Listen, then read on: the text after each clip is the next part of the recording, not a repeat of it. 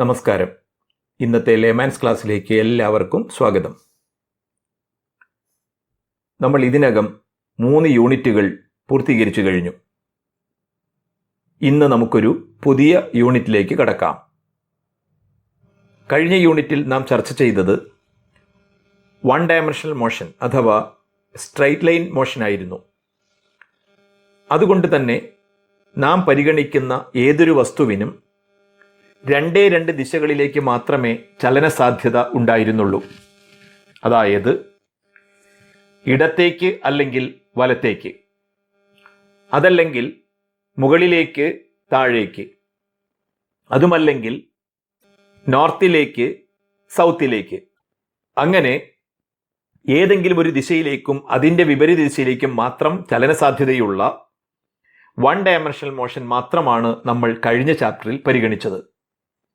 അതിനാൽ displacement, velocity, acceleration, force തുടങ്ങിയ vector quantities തമ്മിലുള്ള അഡീഷൻ, സബ്ട്രാക്ഷൻ തുടങ്ങിയവയ്ക്കെല്ലാം സാധാരണ ഓർഡിനറി ഓൾജിബ്ര ഉപയോഗിക്കാൻ കഴിയുമായിരുന്നു. അതായത് സാധാരണഗതിയിൽ നമ്മൾ സംഖ്യകൾ കൂട്ടുകയോ കുറയ്ക്കുകയോ ചെയ്യുന്നത് പോലെ തന്നെ അവിടെ ഇതെല്ലാം സാധ്യമായിരുന്നു. എന്നാൽ ഈ യൂണിറ്റിൽ നമ്മൾ motion in a plane, motion in a space തുടങ്ങിയവയാണ് ഡിസ്കസ് ചെയ്യുന്നത്. മറ്റൊരു ഭാഷയിൽ പറഞ്ഞാൽ 2 ഡയമെൻഷണൽ മോഷനും 3 ഡയമെൻഷണൽ മോഷനുമാണ് ചർച്ച ചെയ്യാൻ പോകുന്നത്. ഇത്തരം മോഷൻസ് വിശകലനം ചെയ്യുന്ന അവസരത്തിൽ വെക്റ്ററുകളെക്കുറിച്ചും അവയുടെ അഡീഷൻ, സബ്ട്രാക്ഷൻ തുടങ്ങിയവയെക്കുറിച്ചും വ്യക്തമായ ധാരണ ഉണ്ടാകേണ്ടതുണ്ട്. അതിനാൽ ഈ യൂണിറ്റിൻ്റെ ആരംഭത്തിൽ വെക്റ്റർ സംബന്ധമായ കുറേ കാര്യങ്ങളാണ് ചർച്ച ചെയ്യുന്നത്. നമ്മൾ 8ാം ക്ലാസ് മുതൽ വെക്റ്റർ, സ്കെയിലാർ എന്നിവ പഠിച്ചു തുടങ്ങിയതാണ്. ഓർത്തു നോക്കൂ, എത്ര ലളിതമായാണ് നാം അവയെ ഡിഫൈൻ ചെയ്തത്. Physical quantities having both direction and magnitudes are called vectors, but those having only magnitudes are called scalars. നമ്മൾ വളരെ ലളിതമായാണ് ഇങ്ങനെ അവയെ നിർവചിച്ചതെങ്കിലും വെക്റ്ററുമായി ബന്ധപ്പെട്ട കാര്യങ്ങൾ അത്ര എളുപ്പമാണെന്ന് പറയാനാവില്ല. അതായത് ആശയവ്യക്തതയോടെ കാര്യങ്ങൾ മനസ്സിലാക്കിയാൽ മാത്രമേ ഓരോ സന്ദർഭത്തിലും ശരിയായ രീതിയിൽ അവ ഉപയോഗപ്പെടുത്തുവാൻ കഴിയൂ. അതുകൊണ്ട് വെക്റ്റർ ക്വാണ്ടിറ്റി എന്നാൽ എന്ത് എന്നൊരു ധാരണ നേടാൻ ലളിതമായൊരു ഉദാഹരണം പറയാം. നാം ഒരു കാലിയായ പാത്രം എടുത്തു. പാത്രത്തിൽ ഇപ്പോൾ ഒന്നുമില്ലെന്ന് ചുരുക്കം. അതിലേക്ക് ഒരാൾ 8 കിലോഗ്രാം മാസുള്ളൊരു കല്ലും മറ്റൊരാൾ 6 കിലോഗ്രാം മാസുള്ള വേറൊരു കല്ലും എടുത്തു വെച്ചു. അതായത് ഒരു കല്ലിൻ്റെ മാസ് 8 കിലോഗ്രാം, രണ്ടാമത്തേതിൻ്റേത് 6 കിലോഗ്രാം. ഇപ്പോൾ ഈ പാത്രത്തിലുള്ള കല്ലുകളുടെ ആകെ മാസ് എത്ര എന്ന് ചോദിച്ചാൽ ഒരു സംശയവും കൂടാതെ ആരും കൃത്യമായി മറുപടി പറയും 14 കിലോഗ്രാം എന്ന്. ഇനി മറ്റൊരു സിറ്റുവേഷൻ നമുക്ക് പരിഗണിക്കാം. ഒരു മേശയിലേക്ക് ഒരാൾ 8 ന്യൂട്ടൺ ബലം പ്രയോഗിക്കുന്നു. അതേ സമയത്തു തന്നെ മറ്റൊരാൾ 6 ന്യൂട്ടൺ ബലവും പ്രയോഗിക്കുന്നു. 8 ന്യൂട്ടൺ ഫോഴ്സ് ഉപയോഗിച്ച് മേശയെ തള്ളുന്നു. അതേ സമയത്ത് തന്നെ 6 ന്യൂട്ടൺ ബലം പ്രയോഗിച്ചും മേശയെ തള്ളുന്നു. രണ്ടും ഒരേ സമയമാണ് നടക്കുന്നത്.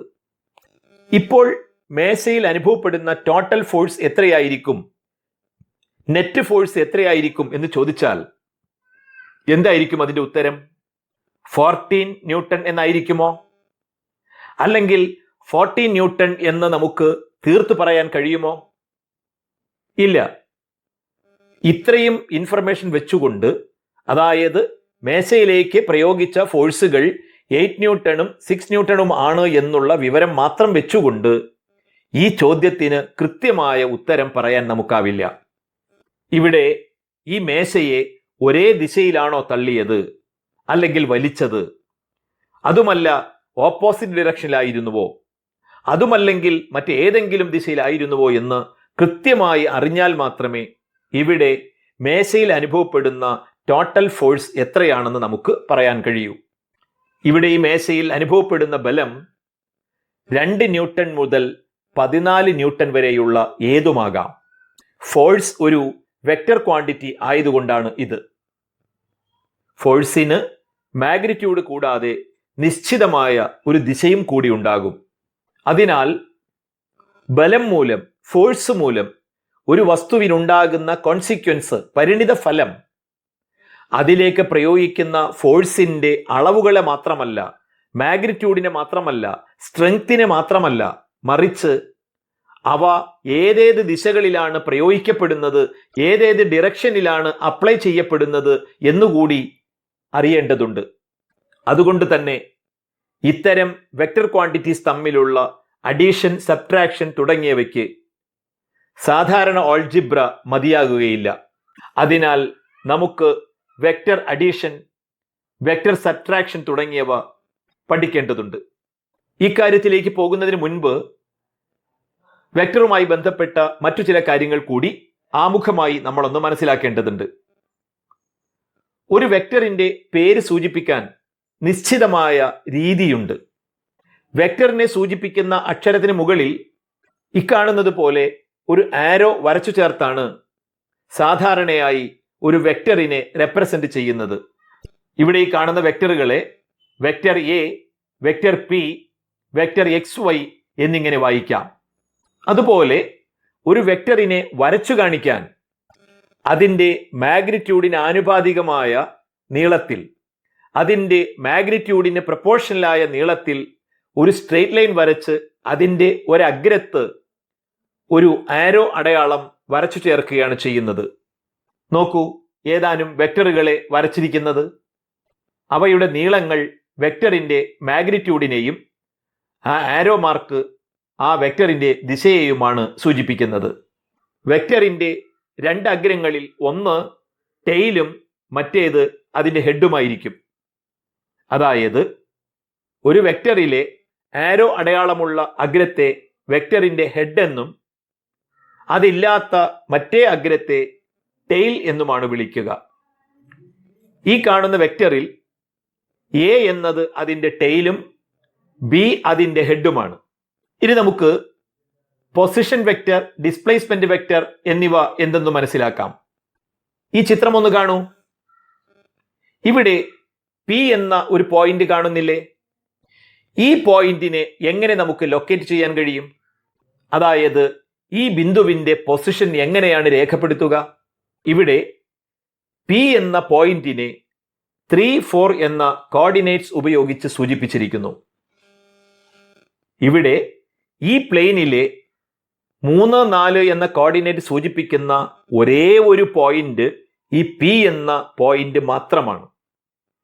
ഒന്നുകൂടി വ്യക്തമാക്കിയാൽ, ഇവിടെ നാം അടയാളപ്പെടുത്തിയ പി എന്ന പോയിന്റ് മാച്ചു കളഞ്ഞതിന് ശേഷം ഒരാളോട് ഈ പ്ലെയിനിൽ 3, 4 എന്ന സൂചക സംഖ്യയിൽ കോർഡിനേറ്റിൽ ഒരു ബിന്ദു ഒളിച്ചിരിക്കുന്നുണ്ട്, അത് ഒന്ന് അടയാളപ്പെടുത്തുവെന്ന് ആവശ്യപ്പെട്ടാൽ നമ്മൾ നേരത്തെ പി എന്ന പോയിന്റ് അടയാളപ്പെടുത്തിയിരുന്നത് എവിടെയായിരുന്നുവോ അതേ സ്ഥാനത്ത് തന്നെയായിരിക്കും അയാൾ ആ ബിന്ദുവിനെ പിന്നീടും അടയാളപ്പെടുത്തുക.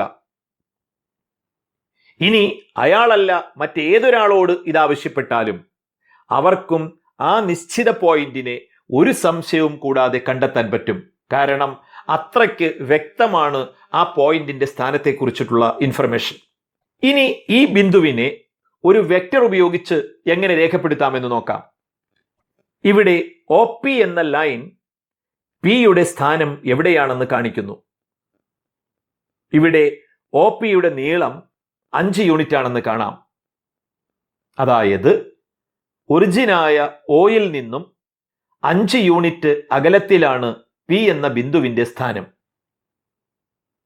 ഇനി നമുക്ക് നേരത്തെ പറഞ്ഞതുപോലെ പി എന്ന ബിന്ദുവിനെ മാച്ചു കളഞ്ഞതിന് ശേഷം കുറച്ചു പേരെ വിളിച്ചു വരുത്തി അവരോട് ഓയിൽ നിന്നും 5 യൂണിറ്റ് അകലത്തിൽ പി എന്നൊരു ബിന്ദു മറഞ്ഞിരിക്കുന്നുണ്ട്, അത് കണ്ടെത്തുവെന്ന് പറഞ്ഞാൽ അവരെല്ലാവരും കണ്ടെത്തുന്ന ബിന്ദു നാം നേരത്തെ അടയാളപ്പെടുത്തിയിരുന്ന ബിന്ദുവാകണമെന്ന് നിർബന്ധമുണ്ടോ?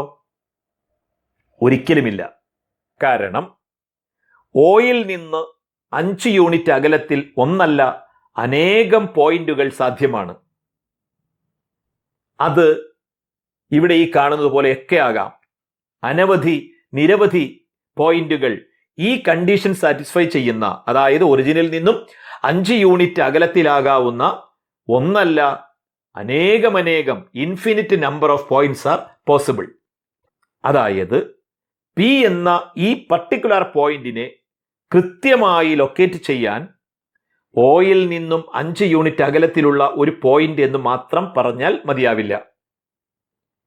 എന്നാൽ ഈ കാണുന്നത് പോലെ എക്സ് ആക്സിസുമായി ഒരു പർട്ടിക്കുലർ ആംഗിൾ ഉണ്ടാക്കുന്ന 5 യൂണിറ്റ് നീളമുള്ള സ്ട്രെയിറ്റ് ലൈൻ എന്ന് പറഞ്ഞാൽ ആ ഇൻഫർമേഷൻ ആ പോയിന്റിനെ സംബന്ധിച്ചിടത്തോളം പൂർണ്ണമാണ്.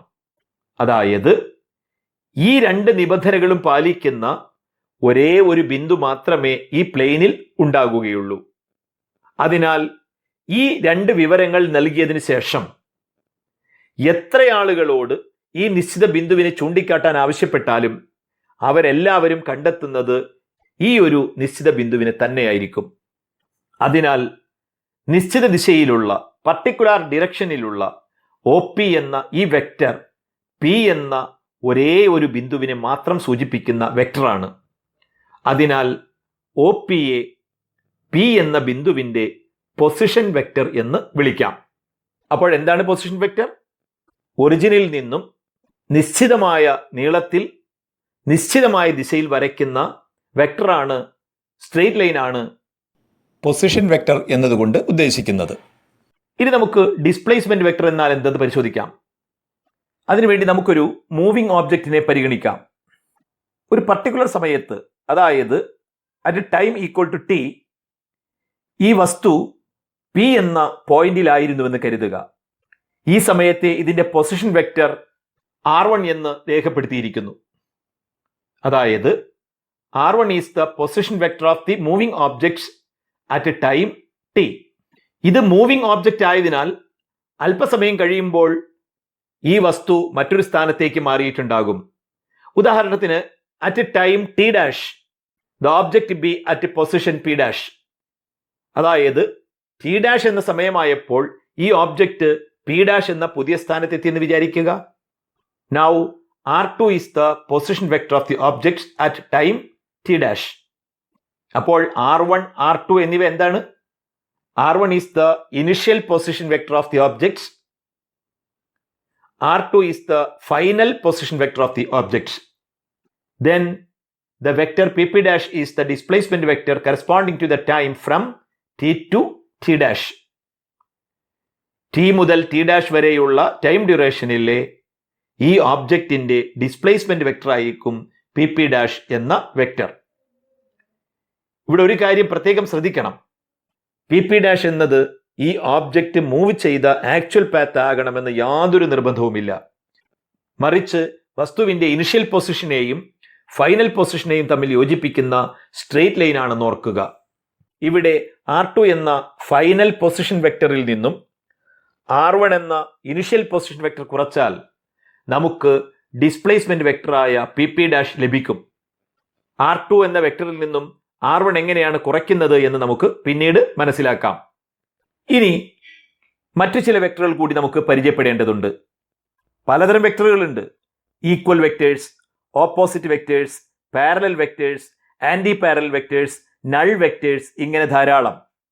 നമുക്ക് അത്യാവശ്യമുള്ള ചിലത് മാത്രമാണ് ഇവിടെ നമ്മൾ പരിചയപ്പെടുന്നത്. നമുക്ക് ആദ്യം ഈക്വൽ വെക്ടേഴ്സ് എന്നതുകൊണ്ട് എന്താണ് അർത്ഥമാക്കുന്നതെന്ന് നോക്കാം. നമുക്ക് 2 വെക്ടറുകൾ ലഭിച്ചിരിക്കുന്നു. രണ്ടിൻ്റെയും മാഗ്നിറ്റ്യൂഡുകൾ തുല്യമാവുകയും അവ ഒരേ ഡിറക്ഷനിലാവുകയും ചെയ്താൽ ആ വെക്ടറുകളെ നമുക്ക് ഈക്വൽ വെക്ടറുകളായി പരിഗണിക്കാം. ഒരു വെക്ടറിനെ സംബന്ധിച്ചിടത്തോളം അതിൻ്റെ നീളമാണ് അതിൻ്റെ മാഗ്നിറ്റ്യൂഡിനെ സൂചിപ്പിക്കുന്നത്. ഇവിടെ തന്നിട്ടുള്ള ചിത്രങ്ങളിൽ ആദ്യ ചിത്രത്തിൽ എ, ബി എന്നീ വെക്ടറുകളുടെ മാഗ്നിറ്റ്യൂഡുകൾ തുല്യമാണ്. കാരണം അവയുടെ നീളങ്ങൾ തുല്യമായതിൽ നിന്നും അവയുടെ മാഗ്നിറ്റ്യൂഡുകൾ തുല്യമാണ് എന്ന് വ്യക്തമാണ്. അതുപോലെ രണ്ടും ഒരേ ഡിറക്ഷനിലേക്കാണ് ചൂണ്ടി നിൽക്കുന്നത്. എന്ന് വെച്ചാൽ എ, ബി എന്നീ വെക്ടറുകളുടെ മാഗ്നിറ്റ്യൂഡുകൾ തുല്യമാണ്. മാത്രവുമല്ല രണ്ടും ഒരേ ഡിറക്ഷനിലാണ്. അതുകൊണ്ട് നമുക്ക് ഈ 2 വെക്ടറുകളെ, ആദ്യ ചിത്രത്തിലെ എ, ബി എന്നീ 2 വെക്ടറുകളെ ഈക്വൽ വെക്ടറുകളായി പരിഗണിക്കാം. ഇനി രണ്ടാമത്തെ ചിത്രം നോക്കൂ. അവിടെ വെക്ടറുകളുടെ മാഗ്നിറ്റ്യൂഡുകൾ ഈക്വലാണ്. അതായത് ഒരേ നീളമുള്ള വെക്ടറുകളാണ് രണ്ടും.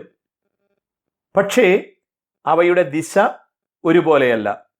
ഒരേ ദിശയിലേക്കല്ല അത് ചൂണ്ടി നിൽക്കുന്നത്, ഒരേ ഡിറക്ഷനിലേക്കല്ല അത് ചൂണ്ടി നിൽക്കുന്നത്. അതുകൊണ്ട് അവയെ നമുക്ക് ഈക്വൽ വെക്ടേഴ്സായി പരിഗണിക്കാൻ കഴിയില്ല, അഥവാ അവ രണ്ടും അൺഈക്വൽ വെക്ടേഴ്സ് ആണ്. അതുപോലെ തന്നെ മൂന്നാമത്തെ ചിത്രം നോക്കൂ.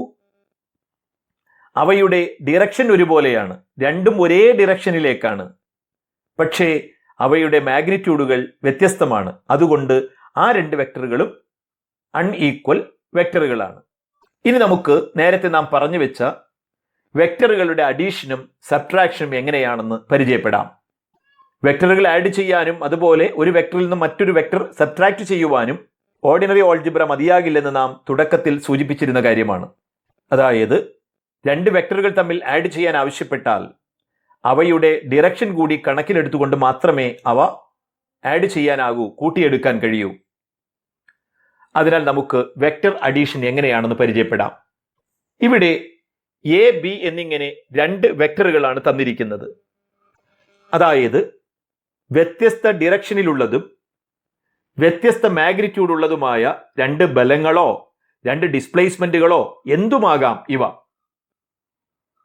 ഇവയിലെ എ എന്ന വെക്ടറിനോട് ബി എന്ന വെക്ടർ ആഡ് ചെയ്യുവാൻ പറഞ്ഞുവെന്ന് കരുതുക. അതായത് നമുക്ക് vector A plus vector B കാണണം. അതിനായി നാം ആദ്യം ചെയ്യേണ്ടത് ബി എന്ന വെക്ടറിനെ എ എന്ന വെക്ടറിലേക്ക് ചേർത്ത് വയ്ക്കണം. ഇങ്ങനെ ചേർത്ത് വയ്ക്കുമ്പോൾ ബിയുടെ ഡിറക്ഷനിൽ യാതൊരു മാറ്റവും വരാതെ തന്നെ അതിൻ്റെ ടെയിലിനെ എയുടെ, അതായത് ആദ്യ വെക്ടറിന്റെ ഹെഡിലെത്തിക്കണം. നോക്കൂ, ഇപ്പോൾ ബിയുടെ ടെയിൽ എയുടെ ഹെഡിലെത്തിയിട്ടുണ്ട്. മാത്രവുമല്ല ബിയുടെ ദിശയിൽ, ഡിറക്ഷനിൽ യാതൊരു മാറ്റവും വന്നിട്ടില്ല. ബിയുടെ ആദ്യ സ്ഥാനം ഡോട്ടഡ് ലൈനിൽ കാണിച്ചിരിക്കുന്നതിൽ നിന്നും ഇക്കാര്യം നിങ്ങൾക്ക് വ്യക്തമാകും. അപ്പോൾ ബിയുടെ ദിശയിൽ യാതൊരു മാറ്റവും വരാത്ത വിധത്തിൽ ബിയുടെ ടെയിലിനെ ആദ്യ വെക്ടറായ എയുടെ ഹെഡിൽ എത്തിച്ചു.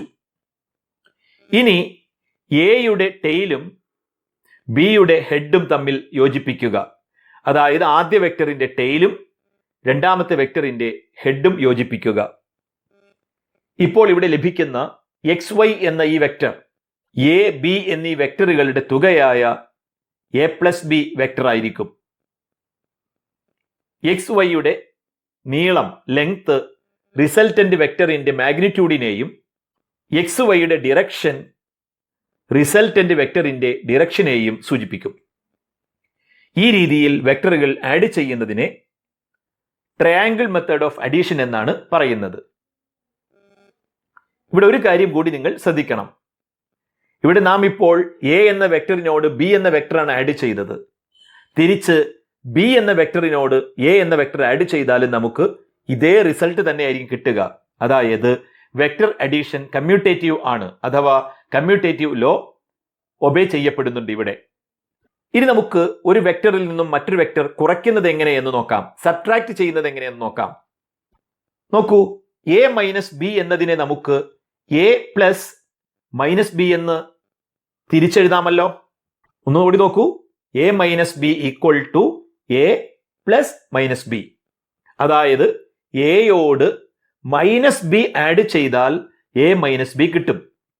എന്താണ് ഈ ബിയും മൈനസ് ബിയും തമ്മിലുള്ള വ്യത്യാസം? ബി എന്ന വെക്ടറിന്റെ ഓപ്പോസിറ്റ് വെക്ടറിനെയാണ് നാം മൈനസ് ബി എന്നതുകൊണ്ട് സൂചിപ്പിക്കുക.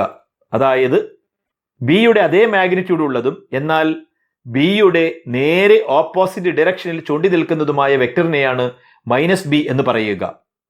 ചുരുക്കത്തിൽ എ എന്ന വെക്ടറിൽ നിന്നും ബി എന്ന വെക്ടർ കുറയ്ക്കുന്നതിന് പകരം എ എന്ന വെക്ടറിനോട് ബി എന്ന വെക്ടറിന്റെ ഓപ്പോസിറ്റ് വെക്ടറായ മൈനസ് ബി ആഡ് ചെയ്താൽ മതിയാകും. താഴെ തന്നിരിക്കുന്ന ഉദാഹരണത്തിൽ നിന്നും ഇത് നിങ്ങൾക്ക് കൂടുതൽ വ്യക്തമാകും. നോക്കൂ, എ, ബി എന്നിങ്ങനെ രണ്ട് വെക്ടറുകൾ തന്നിരിക്കുന്നു. നമുക്ക് എ മൈനസ് ബി ആണ് കാണേണ്ടത്. അതിനുവേണ്ടി നമ്മൾ ആദ്യം തന്നെ നേരത്തെ ചെയ്തതുപോലെ എ എന്ന വെക്ടറിന്റെ ഹെഡിലേക്ക് ബിയുടെ ദിശയിൽ ഡിറക്ഷനിൽ യാതൊരു മാറ്റവും വരാതെ അതിൻ്റെ ടെയിൽ നീക്കിവെക്കുന്നു. ഇനി അവിടെയുള്ള ബി എന്ന വെക്ടറിന്റെ ഓപ്പോസിറ്റ് വെക്ടർ വരയ്ക്കുക. നോക്കൂ, അവിടെ ബിയുടെ ഓപ്പോസിറ്റ് വെക്ടർ വരച്ചിരിക്കുന്നത്. ബിയുടെ അതേ നീളത്തിൽ ഓപ്പോസിറ്റ് ഡയറക്ഷനിൽ പുതിയ വെക്ടർ വരച്ചു ചേർത്തു. ഇപ്പോൾ ഇടത്തേക്ക് ചൂണ്ടി നിൽക്കുന്ന ആ വെക്ടർ -b ആണ്. അതായത് ബി എന്ന വെക്ടറിന്റെ ഓപ്പോസിറ്റ് വെക്ടറാണ്. നമുക്ക് കാണേണ്ടത് a - b ആയതിനാൽ a എന്ന വെക്ടറിനോട് ഈ വെക്ടർ, അതായത് -b എന്ന വെക്ടർ ട്രയാങ്കിൾ മെത്തേഡ് ഉപയോഗിച്ച് ആഡ് ചെയ്താൽ മതി. അതിനായി എയുടെ ടെയിലിനെ -b എന്ന വെക്ടറിന്റെ ഹെഡുമായി യോജിപ്പിക്കുന്നു. ഇപ്പോൾ ഇവിടെ ചുമന്ന നിറത്തിൽ വരച്ചിരിക്കുന്ന വെക്ടർ a - b എന്ന വെക്ടറാണ്. ഇനി നമുക്ക് വെക്ടറുകളെ തമ്മിൽ ആഡ് ചെയ്യുന്നതിനുള്ള മറ്റൊരു രീതിയാണ് പരിചയപ്പെടാനുള്ളത്. അതാണ് പാരലഗ്രാം മെത്തേഡ് ഓഫ് അഡീഷൻ. സത്യത്തിൽ ട്രയാങ്കിൾ മെത്തേഡ് ഓഫ് അഡീഷന്റെ തന്നെ മറ്റൊരു രൂപം ആണ് പാരലഗ്രാം മെത്തേഡ്. പാരലഗ്രാം മെത്തേഡിലൂടെ വെക്ടറുകളെ ആഡ് ചെയ്യുന്നതിന് മുൻപ് തന്നിട്ടുള്ള വെക്ടറുകളുടെ ടെയിലുകൾ ഒരു കോമൺ പോയിന്റിലേക്ക് കൊണ്ടുവരേണ്ടതുണ്ട്.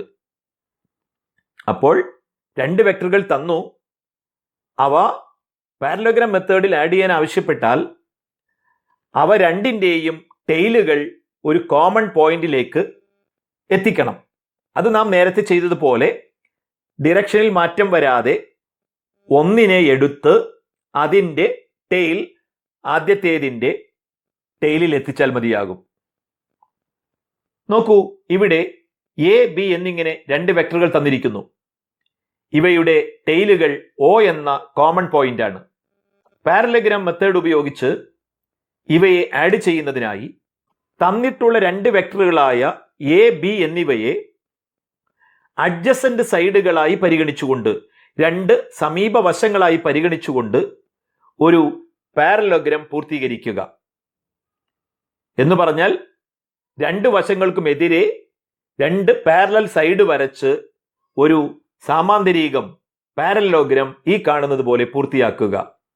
ഇങ്ങനെ രൂപപ്പെടുന്ന പാരലോഗ്രാമിന്റെ ഡയഗണൽ ഈ വെക്ടറുകളുടെ സമ്മിനെ സൂചിപ്പിക്കും, തുകയെ സൂചിപ്പിക്കും.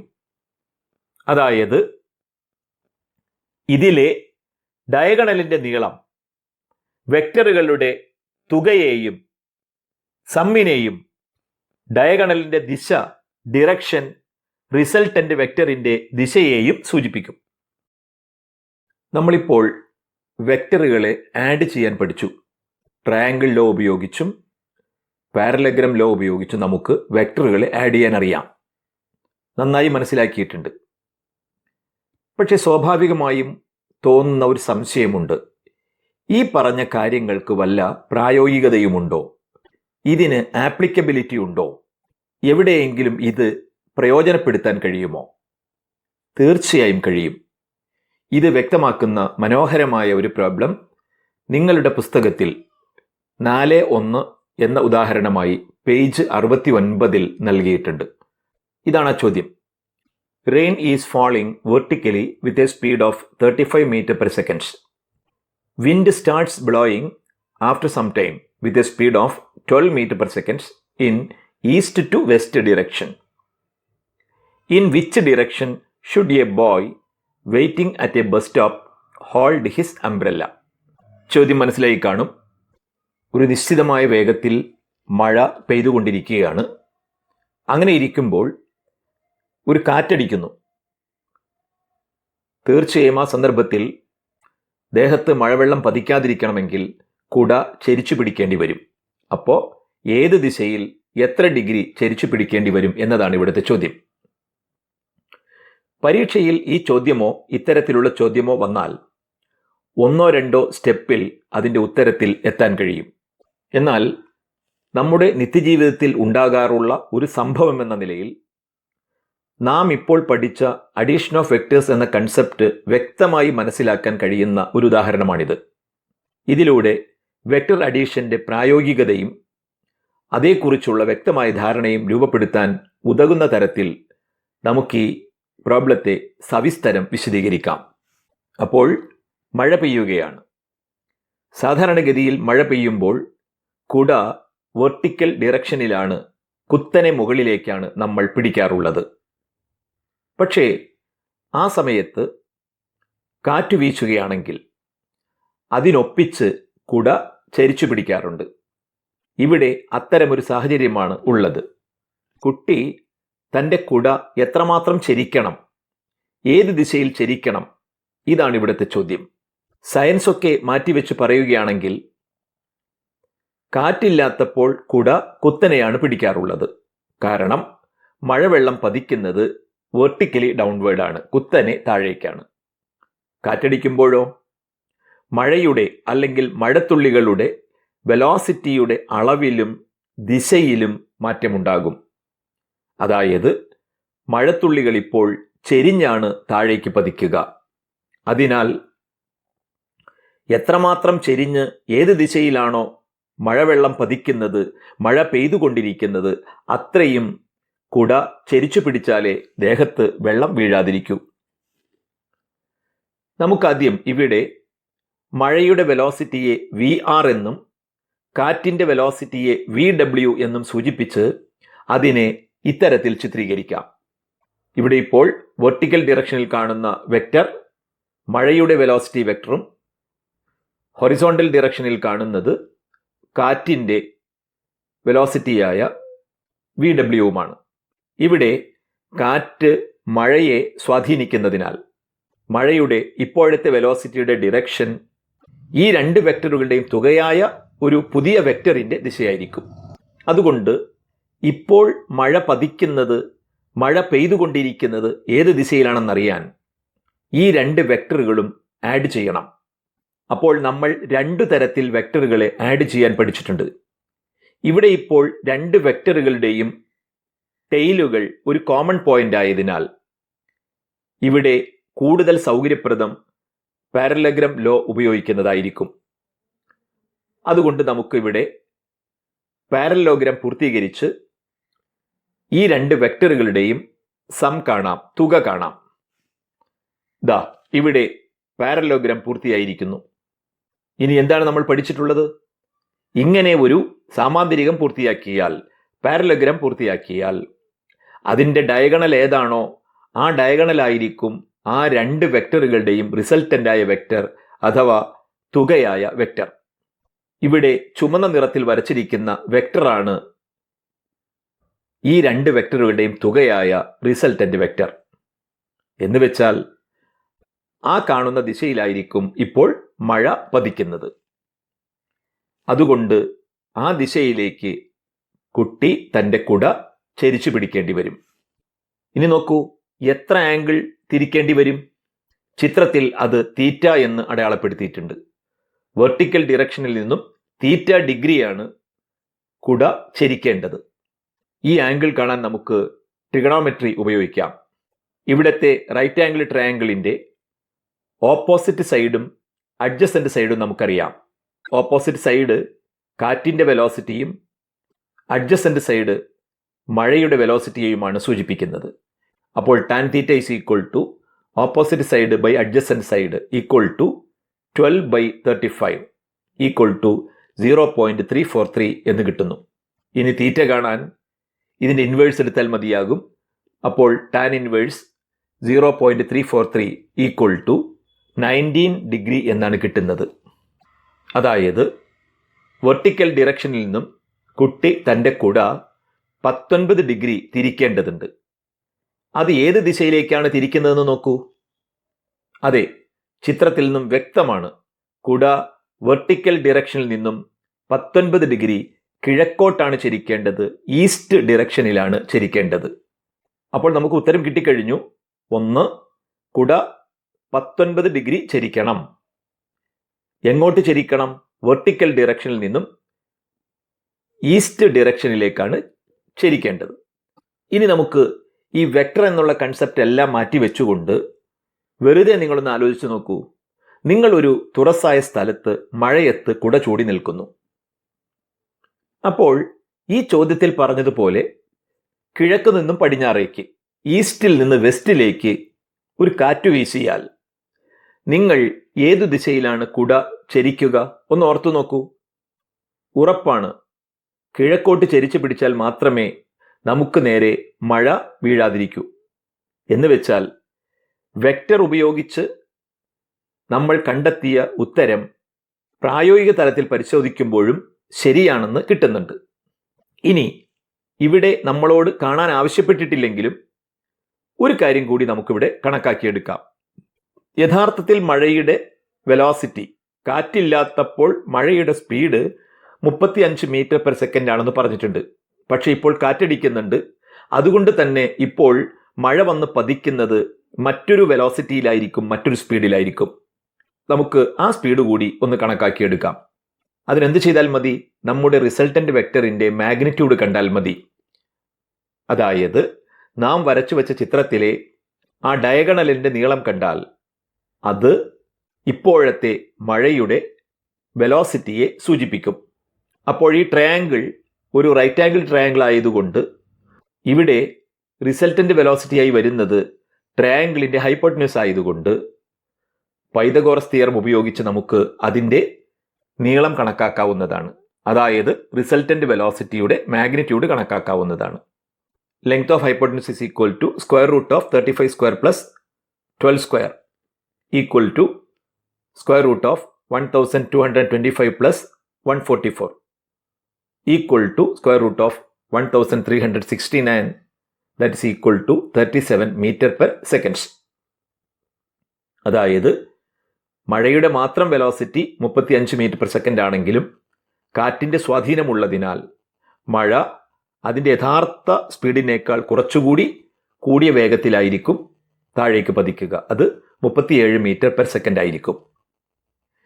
നമ്മൾ ഇത്രയൊക്കെ നീട്ടിപ്പരത്തി ഉത്തരം പറഞ്ഞുവെങ്കിലും പരീക്ഷയ്ക്ക് ഉത്തരം എഴുതുമ്പോൾ ഈ കാണുന്നത് പോലെ ആവശ്യമായത് മാത്രം ഉൾപ്പെടുത്തി ചുരുക്കി എഴുതിയാൽ മതിയാകും.